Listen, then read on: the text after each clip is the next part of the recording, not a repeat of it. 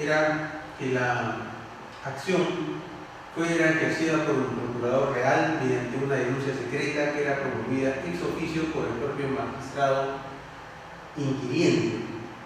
La jurisdicción era un poder intrínseco del monarca o príncipe, el mismo que delegaba este poder a sus funcionarios cuando era necesario. El juez se erigió así como el dueño absoluto, acumulando una pluralidad de funciones, la de investigador, la de acusador y la de juzgador.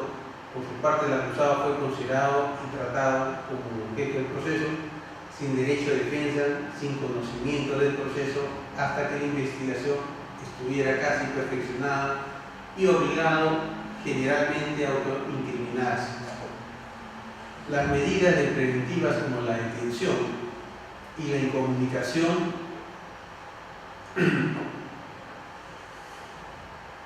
eran la regla y la libertad constituía la excepción.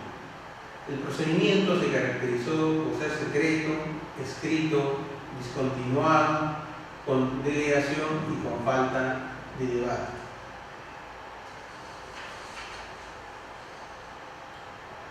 En cuanto al régimen probatorio, en el sistema inquisitivo imperó el sistema de valoración legal de la prueba, es decir, que la propia ley a priori concedía eficacia probatoria a materiales o elementos de prueba.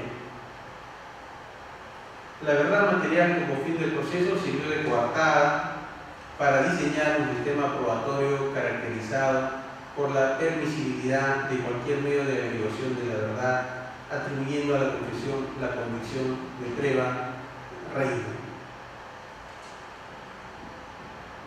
Por su parte, el sistema inquisitivo surgió a través de la Revolución Francesa, se concibió originalmente como el resurgimiento del sistema acusatorio que mantenían las instituciones inglesas. Una de las características del sistema mixto es que la acción es ejercida por un órgano estatal, en este caso el Ministerio Público, independiente del Poder Judicial. La jurisdicción es ejercida durante la instrucción por un juez unipersonal, durante el juicio oral por un órgano colegiado o tribunal. La situación de los sujetos procesales es distinta en las dos etapas del proceso. Durante la instrucción preparatoria, el juzgador es el director de la investigación, mientras el fiscal y las partes solo pueden proponer pruebas que aquel practicará si las considera útiles y pertinentes durante el juicio. El juzgador actúa generalmente como un árbitro y las partes gozan de iguales derechos. El imputado deja de ser un objeto de investigación y adquiere el estatus de sujeto de derecho. También se le reconoce la libertad para plantear su defensa. Se admiten medidas libertativas de libertad y se teoriza sobre la excepcionalidad de dichas medidas de coerción procesal. El procedimiento está constituido por dos etapas. Por un lado, la instrucción preparatoria se caracterizada por ser escrita, reservada y limitadamente contradictoria. Por otro lado, el juicio oral, que se caracteriza diametralmente opuesto, esto es oral, público y contradictorio. En cuanto al régimen probatorio, se abandona el sistema de valoración de prueba legal para dar paso a la sana crítica. Bueno, hasta aquí tanto de la parte que hemos explicado de las definiciones de derecho procesal penal, su relación con las otras ramas del derecho como el derecho penal, el derecho constitucional, el derecho procesal civil, el derecho internacional público, los sistemas procesales.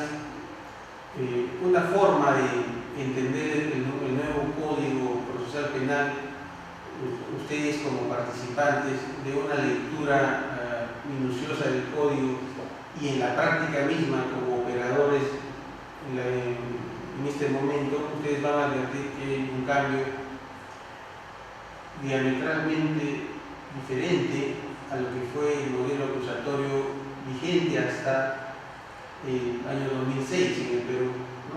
Con el Código de Procedimientos Penales del año 1940. Una de las características de las que se ve dotado y que son visibles en la actualidad es que es la manifestación de los principios del derecho procesal penal. Así tenemos entre los principios del derecho procesal penal en juicio oral, un principio fundamental es el principio de inmediación, es decir, ese contacto que debe tener el juez con la prueba. Es fundamental que el juez perciba en todos sus sentidos a la prueba, porque solamente así en esta valoración le puede dar un valor probatorio para sustentar una sentencia condenatoria.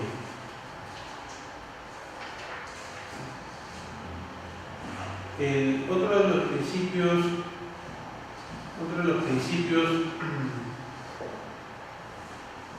del juicio oral es el principio de contradicción,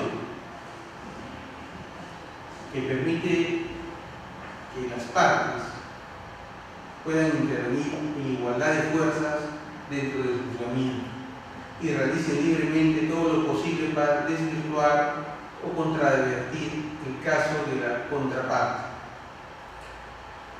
Es la derivación de la garantía constitucional de la inviolabilidad del derecho de defensa. Esta garantía se manifiesta en la igualdad de armas que debe existir entre las acusaciones del fiscal y la defensa del imputado, y que la contradicción o el derecho a contradecir del imputado sean durante todo el proceso y en mayor medida dentro del desarrollo del juicio oral. Entonces, solamente se puede hablar de un sistema acusatorio si tenemos y se materializa en el juicio oral los principios de inmediación y de contradicción. Una manifestación del principio de contradicción lo podemos ver en el interrogatorio directo y en el contraexamen a los testigos. Es una manifestación propia del sistema acusatorio. Otra manifestación del sistema acusatorio es el principio de oralidad. El principio de oralidad se produce por la comunicación oral entre las partes, ya sea como emisor o como receptor. Y es que lo fundamental de la oralidad es que el juzgador capta no solamente la expresión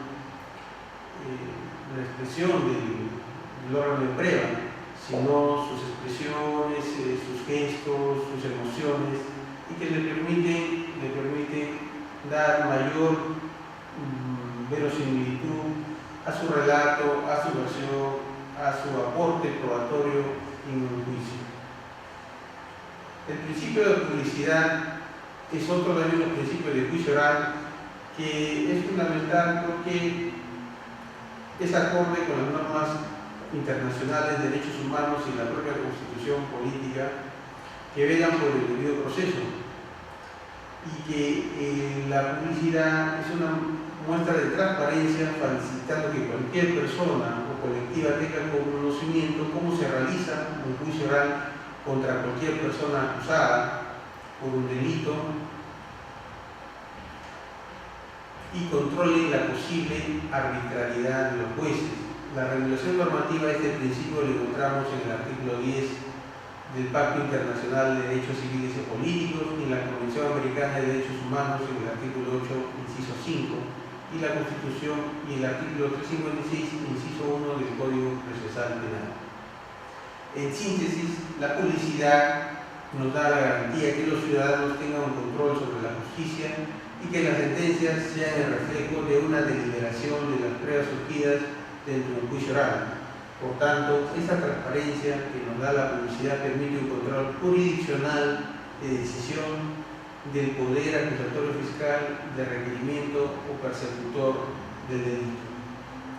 Asimismo, podemos hallar como beneficios de tener a la oralidad es que esta no permite la delegación de funciones, ya que controlaría la presencia del jugador en el desempeño de sus roles, con la verificación por cualquier persona que tenga conocimiento directo o del desarrollo de dicho juicio.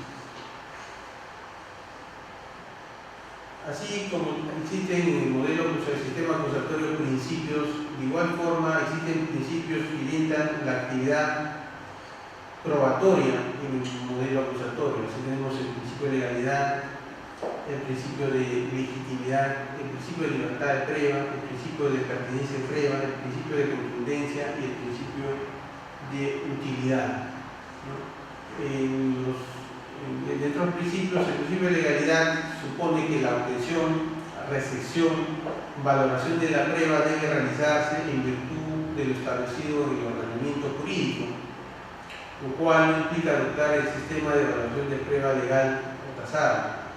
En la aplicación de este principio se debe tener en cuenta el respeto a la dignidad del ser humano, ya que no se puede invocar una norma que atente contra los derechos de las personas. El principio de legitimidad, también llamado principio de legitimación, implica que el sujeto que aporta la prueba y el que la valora el juez debe estar autorizado para hacerlo. Se trata de una facultad eminentemente procesal. Seguidamente, el principio de libertad de la prueba se basa en la máxima de que todo se puede probar por cualquier medio.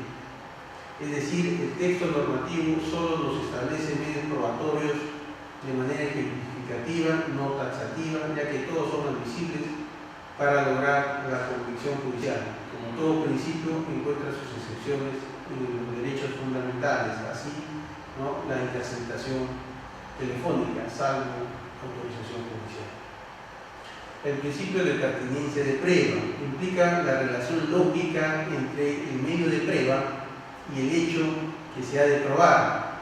La prueba es pertinente cuando el medio se refiera directamente al objeto del procedimiento. La pericia de preexistencia de embarazo es pertinente para la investigación de un delito de aborto, pero no así para un caso de delito tributario. De igual forma, el principio de conducencia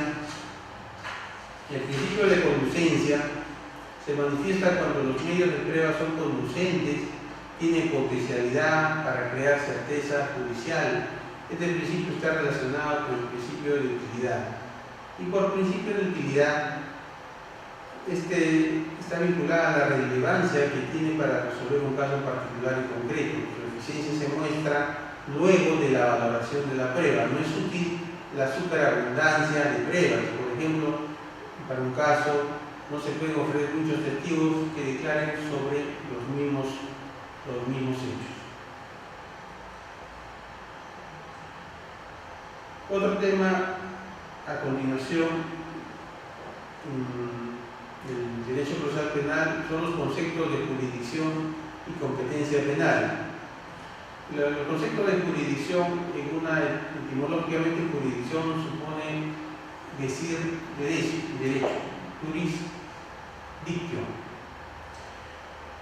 Pero existen tres acepciones de jurisdicción: las secciones como función, como poder y como potestad. A partir de estas tres formas de entender la jurisdicción, podemos definir dicha institución como la función pública que el Estado, a título de potestad, poder, deber, debe ejercer para administrar justicia.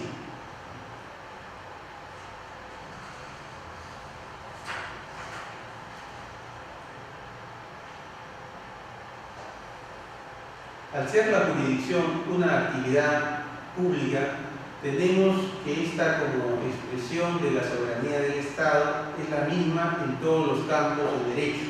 Por lo tanto, la jurisdicción que se plantea en doctrina entre jurisdicción penal, jurisdicción civil, jurisdicción constitucional, jurisdicción militar, jurisdicción administrativa, entre otras, resulta ser una falacia, porque en realidad lo que varía solo es la naturaleza del litigio en torno a lo cual gira el acto jurisdiccional.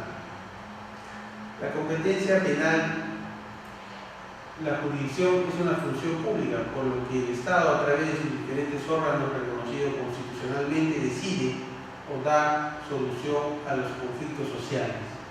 La competencia, en cambio, denota la potestad otorgada por ley al órgano jurisdiccional para determinados conflictos, sean civiles, penales, laborales, militares, administrativos, constitucionales, etc.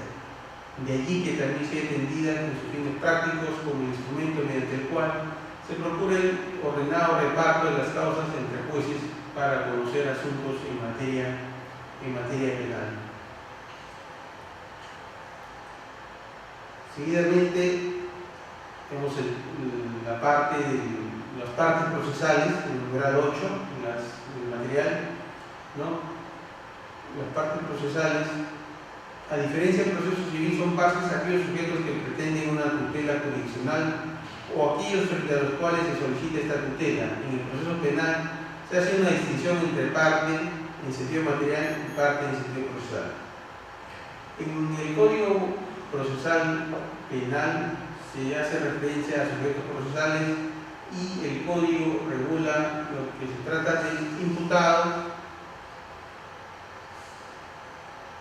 ¿no? El imputado, en primer lugar, se denomina imputado a aquella persona sometida a una investigación o a un proceso penal. Aunque imputado se le llama también al procesado o acusado. Ello depende de la fase del proceso en la que nos encontramos. Me explico. Si estamos en una investigación preliminar, donde hay una denuncia en parte, podemos hacer referencia a que en ese momento estamos ante la situación procesal de este ciudadano sería denunciado. Si está en procedimiento de unas diligencias preliminares o la fase de la investigación preparatoria, podríamos definir que nos podemos referir que se trata de un investigado. Y si ya se ha hecho por el Ministerio Público el requerimiento de la acusación, entonces se trataría en este momento de un acusado. Esa sería su situación jurídica procesal. Y si ha sido sentenciado, estaríamos ante un caso de un condenado o de un absuelto. Esas serían las definiciones que podría tener un ciudadano a través de todo el proceso penal, ¿no? Inclusive, si ha sido sentenciado e internado en un penal, centro penitenciario, estaríamos hablando ya de un interno. Esa sería su nomenclatura correcta de este ciudadano en el proceso de ejecución de una sentencia penal. Pero el imputado en el nuevo código ha sido objeto de mayor tratamiento normativo, ¿no? Se le reconoce una gama de derechos que no estaban regulados en el Código de Procedimientos del año 40 y que es objeto de mayor sistema de garantías por el cual ha sido dotado con el nuevo Código Procesal Penal. Así tenemos el imputado en el nuevo código tiene un irrestricto respeto a su derecho de defensa, inclusive durante la investigación, de modo que no existe limitación formal en razón de encontrarse en una etapa aún judicializada en la que podría suscitarse algún tipo de vulneración de sus derechos como imputado. A manera de comentario, debo indicarles que una de las diferencias que se pueden materializarse, que se pueden verse en el nuevo modelo es que en la actualidad un investigado, desde el momento que se inicia una imputación penal en una denuncia, ya tiene derecho a su defensa, sea técnica, su defensa privada o pública. Me explico. Comunicada la noticia criminal en caso de flagrancia delictiva, el personal policial al realizar las primeras diligencias preliminares propias de la investigación, a recibir la declaración del investigado, tiene que contar con la presencia de su abogado defensor, sea público o sea privado. Caso contrario, carece de valor. Pero no solo eso, también es un derecho del imputado guardar silencio, y es una práctica recurrente del nuevo modelo. Quienes habla, he trabajado con el Código de Procedimiento del año 40, y era muy frecuente ver en los atestados o partes policiales que se consignara dentro de la declaración la pregunta, ¿no?, si es necesario contar con la presencia de un abogado defensor, y la respuesta de todos los investigados era no es necesario, y se recibían las declaraciones sin presencia de un abogado. Eso ya se acabó en el nuevo modelo procesal penal. Todo el personal policial, todos los representantes del Ministerio Público saben de que no se puede tomar una declaración sin la presencia de un abogado. Es más, en las primeras diligencias que se efectúan también es necesaria la presencia del abogado defensor. Así también se ha establecido en el caso del reconocimiento de personas en rueda. Para poder llevar a cabo el reconocimiento de personas es necesario la presencia de un abogado. Otra forma de manifestación de cómo se manifiestan las garantías del imputado en el proceso las tenemos también en lo que se denomina en la Cámara Gesell. La Cámara Gesell es un procedimiento de entrevista regulado por la Fiscalía de la Nación, por el cual se evalúa a menores víctimas de delitos contra la libertad sexual. Dentro de la regulación se ha establecido de que para llevarse a cabo la Cámara Gesell debe estar presente el abogado de la defensa, quien tiene por intermedio del fiscal penal puede efectuar preguntas al entrevistado a través del director de la entrevista, que en este caso es el fiscal, canalizarla al psicólogo y este a su vez transmitirla al evaluado, en este caso la víctima. Es otra de las formas que se muestra cómo se ha dotado al imputado de garantías manifiestas de su derecho a defensa, incluso dentro del inicio de las diligencias preliminares. Y no solo eso, sobre los derechos del imputado es fundamental ver que a través de todo el proceso el concepto de reservado y secreto se ha acabado, porque inclusive desde el momento de que es detenida una persona y ya el personal policial y fiscal está efectuando los actos de investigación, la ley autoriza al abogado a que se le facilite copias de los actos de investigación. O sea, ellos pueden verificar las actas de registro personal, las cartas de registro vehicular, las actas de hallazgo y recojo de droga, actas y hallazgos de bienes sustraídos, todos los actos de investigación que pudieran ser elaborados dentro de las 24 horas de la detención preliminar pueden ser objeto de verificación física por parte de la defensa y necesarios para eventualmente hacer una réplica de una prisión preventiva a ser efectuada por el Ministerio Público para pretender una prisión preventiva del imputado en determinado tipo de delito. Entonces, como se advertirá, este nuevo código dota de nuevos instrumentos al imputado y a la defensa misma que le permite el uso irrestricto, el ejercicio restricto de su derecho de defensa. Por su parte, tenemos también la figura del abogado defensor, que también está regulado en el nuevo Código Procesal Penal, El abogado defensor es un sujeto profesional del derecho que brinda asesoría jurídica a todo sujeto que lo requiera y cuyo papel fundamental es garantizar los derechos del defendido, así como contribuir a la realización de un proceso que pueda considerar como debido.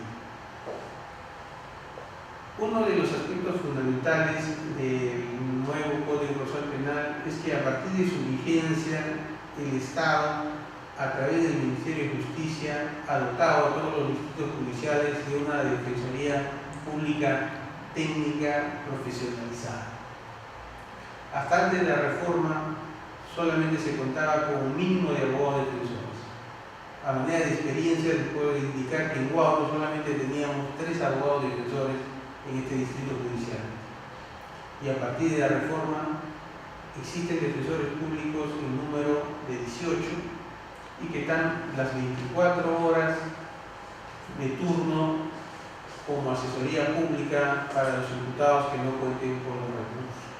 O sea, el Estado ha dotado de las garantías suficientes a todos los procesados a nivel nacional de una defensa pública, técnica, profesional, en cautela de los investigados o involucrados o implicados en un proceso penal.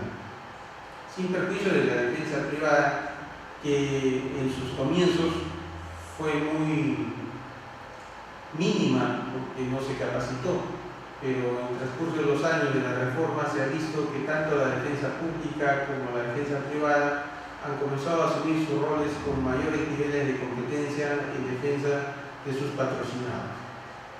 Por su parte, seguidamente otro de los sujetos procesales en el nuevo modelo procesal penal es el propio Ministerio Público. Un Ministerio Público adecuado, estructurado a la nueva reforma procesal penal. El Ministerio Público como una institución autónoma, jerárquicamente organizada, representante de la sociedad y defensor de la legalidad, que promueve y ejerce de oficio a petición de los interesados en la acción penal y eventualmente la acción civil, conforme lo establece el artículo 159 de nuestra Constitución y artículos 1.1 y 60.1 del Código Procesal Penal de 2004 y el artículo 11 de la Ley Orgánica del Ministerio Público, el Decreto Legislativo 052.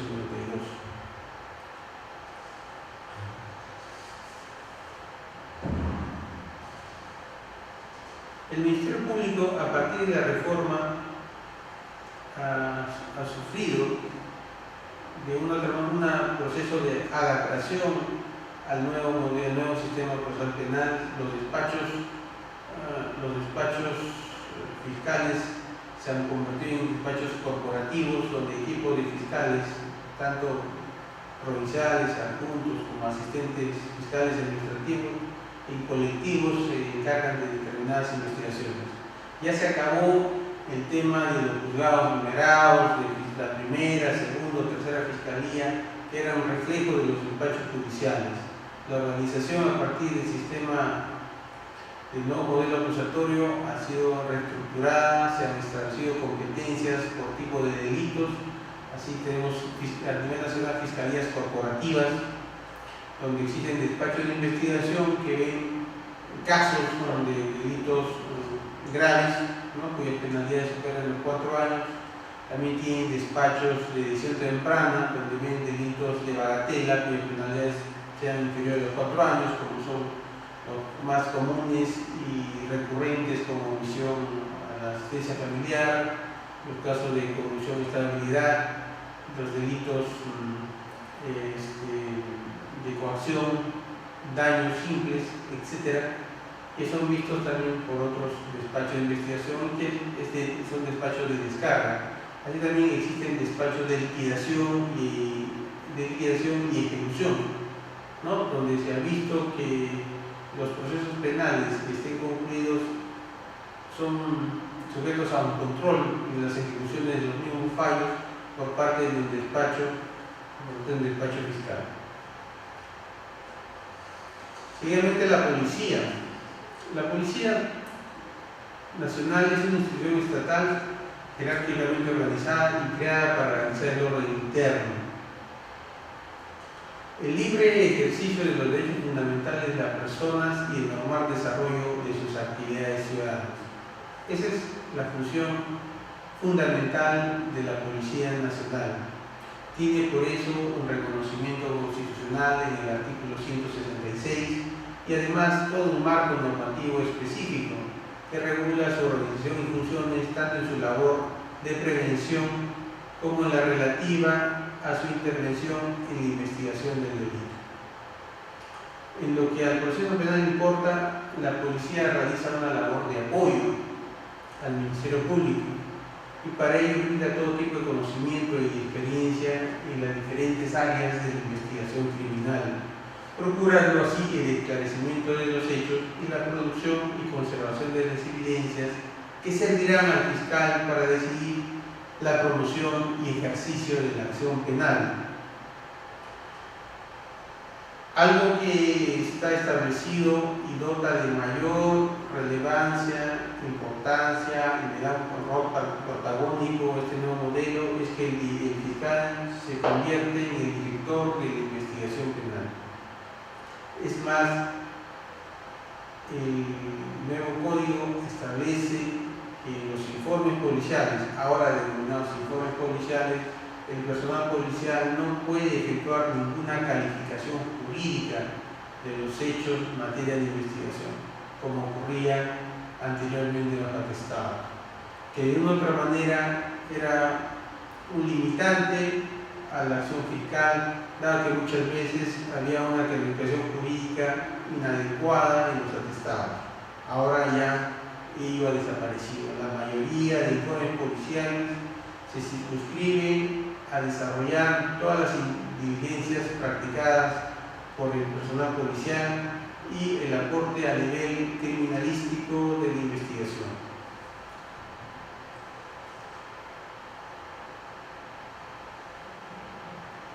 Seguidamente, el juez penal. El juez penal es la persona física que ejerce una potestad jurisdiccional, se estructura dentro del Poder Judicial y que tiene una misión de resolver el conflicto generado por el delito, aplicando para ello la ley penal. Además, tiene el deber de actuar durante el proceso en resguardo de las garantías básicas consagradas en la Constitución y en los pactos internacionales de derechos humanos. El juez penal, más que un juez penal, diríamos que es un juez de garantía. En el nuevo modelo acusatorio que acoge nuestro Código Procesal Penal, el juez de investigación preparatoria, como así se denomina, es propiamente un juez de garantías, que va a controlar durante la investigación preparatoria que se respeten las garantías básicas del procesado. El procesado puede recurrir vía tutela de derechos para garantizar los derechos en proceso. Por eso, el juez de investigación preparatoria se inviste totalmente como un juez de garantías, ¿no? Al resolver un requerimiento de detención preliminar, se instituye como juez de garantías a resolver una prisión preventiva, al atender un requerimiento de levantamiento de las comunicaciones, al responder un impedimento de salir del país. Todas las medidas de coerción procesal y coerción real son controladas por el juez de investigación preparatoria como juez de garantías. Seguidamente, otro sujeto procesal que merece reconocimiento en el Código, lo tenemos en el actor civil, es la persona física o jurídica agraviado o perjudicado por la comisión del hecho delictivo, que se encuentra facultado para ejercer la acción civil dentro del proceso penal, es decir, el sujeto que pretende la restitución de la cosa, la reparación del daño o la indemnización de perjuicios materiales o morales, interviene en el proceso penal de manera secundaria y eventual, específicamente para la parte de la reparación civil. El actor civil no solo puede ser quien ha sufrido directamente el daño criminal, sino además en defecto de él. Puede ser también el perjudicado, este es el conjunto pasivo del daño inexcusable o el titular de interés directa o inmediatamente lesionada por el delito. El tercero civilmente responsable es otro sujeto procesal